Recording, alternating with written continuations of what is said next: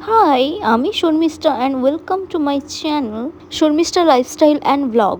আমার এই ছোট্ট ব্লগে তোমাদের সবাইকে ওয়েলকাম। তো চলো শুরু করছি আজকের ব্লগটি। দিনটা ছিল 22 মে, আর আজকের দিনটা শুরু করছি ওই রাতে ভেজানো মেথি জল দিয়ে।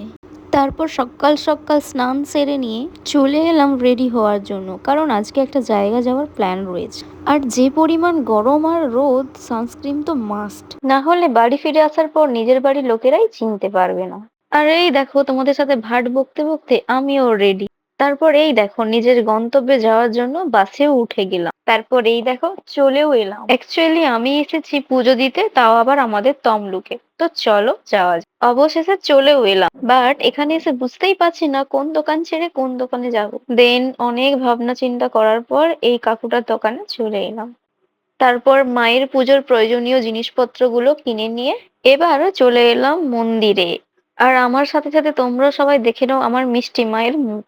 দেন পুজো দেওয়া কমপ্লিট হয়ে যাওয়ার পর পুরো মন্দিরটা একটু ঘুরে নিচ্ছিলাম। আচ্ছা, তোমরা কি মায়ের নাম জানো? যদি জেনে থাকো তাহলে কমেন্টে অবশ্যই জানিও।